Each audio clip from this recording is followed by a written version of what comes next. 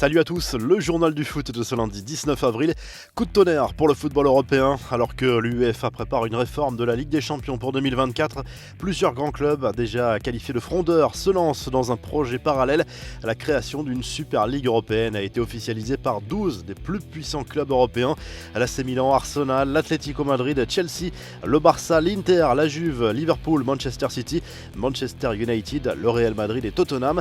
Cette nouvelle compétition entrerait clairement en concurrence directe avec la prestigieuse Ligue des Champions organisée par l'UEFA, mais très clairement on imagine mal les deux compétitions coexister. Les clubs français et allemands emmenés par le duo PSG-Bayern refusent pour le moment d'y participer. 3 autres clubs doivent encore s'ajouter à ces 12 membres fondateurs, ce qui donnerait 15 membres permanents et 5 invités pour un total de 20 équipes. L'idée serait d'avoir 2 groupes de 10 équipes puis des quarts de finale. Après l'annonce officielle de la création de la Super Ligue européenne, la FIFA a réagi et désapprouve le projet au nom des principes du football. Alors comment les organisateurs de cette nouvelle compétition ont pu convaincre une majorité de grands clubs européens de rejoindre le projet? La réponse est assez simple, la Super League devrait leur injecter 3,5 milliards d'euros directement dans les caisses, une somme beaucoup plus importante que celle générée par la Ligue des Champions. Cela garantit en fait une certaine pérennité aux grands clubs puisque ces revenus colossaux seraient assurés même si les résultats sportifs ne sont pas à la hauteur. Les infos et rumeurs du mercato, les négociations pour la prolongation de Lionel Messi pourraient s'accélérer cette semaine. Les médias catalans ont bien remarqué que Jorge Messi, le père du joueur, était présent à Barcelone. Il pourrait y rencontrer Joan Laporta, le président du Barça, afin d'y discuter d'un potentiel nouveau contrat pour Messi au Barça. Kylian Mbappé, lui, ne devrait pas y échapper dans les prochaines semaines. À chaque fois qu'il passera devant un micro, l'international français sera sans doute interrogé sur son avenir. Après la victoire contre Saint-Etienne, l'attaquant du PSG a esquivé le sujet. On gagne le match, c'est le plus important, c'est contenter de répondre le principal intéressé, devenu dimanche le 3e meilleur réalisateur du club parisien en Ligue 1 avec 86 buts.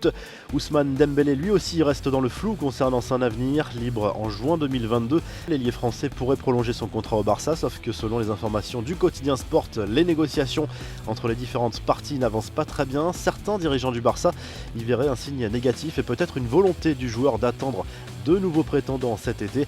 Enfin, le démenti de Julian Nagelsmann à propos de son avenir, présenté comme le favori pour prendre la suite d'Hansi Flick sur le banc du Bayern Munich la saison prochaine. L'actuel coach du RB Leipzig a fermement nié cette hypothèse. Les infos en bref, l'exploit des Parisiennes. Le PSG version féminine a fait chuter l'Olympique Lyonnais, quintuple tenant du titre et invaincu en Ligue des Champions féminine depuis 4 ans. Les Parisiennes se sont imposées 2-1 sur le terrain des Lyonnaises et se qualifient pour les demi-finales de la C1. Elles affronteront le Barça dans le dernier carré. L'échange houleux entre Rudy Garcia et Memphis Depay. Interrogé par Canal+, le coach lyonnais est revenu sur cet épisode qu'il a opposé aux Néerlandais au lendemain du match nul contre Lens début avril. Le joueur avait reproché à son coach de ne pas assez le ménager dans cette période où les matchs s'enchaînaient. Rudy Garcia avait alors répliqué en lui expliquant qu'il n'avait qu'à moins jouer en sélection. La revue de presse comme l'équipe, plusieurs journaux sportifs européens consacrent leur une à cette guerre déclarée entre les clubs frondeurs favorables à la création de cette fameuse Super Ligue européenne et ceux qui restent fidèles pour le moment à l'UEFA. En Italie, la Gazette dello Sport évoque également cette très controversée Super League avec une certaine défiance, même si plusieurs clubs italiens font partie du projet. Le quotidien sportif revient par ailleurs sur le match nul de l'Inter sur le terrain du Napoli en Serie A. Les Nerazzurri restent très largement en tête du championnat italien.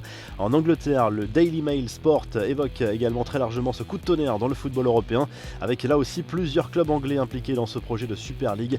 Le quotidien sportif parle aussi de la blessure à la cheville du milieu offensif de Manchester City, Kevin De Bruyne. Grosse inquiétude pour les Citizens avant d'affronter le PSG en demi-finale de la Ligue des Champions. En Espagne, AS évoque surtout la course au titre en Liga. L'Atlético Madrid se donne un peu d'air en tête après son carton contre Eibar 5-0. Le Real Madrid a été tenu en échec sur le terrain de Retafe. Le Barça n'a pas joué ce week-end, ce qui nous donne au classement les Colchoneros en tête avec 70 points. Le Real 2e à 3 points et le Barça provisoirement 3e à 5 points. Si le journal du foot vous a plu, n'hésitez pas à liker la vidéo et à vous abonner. Et à très vite pour un nouveau journal du foot.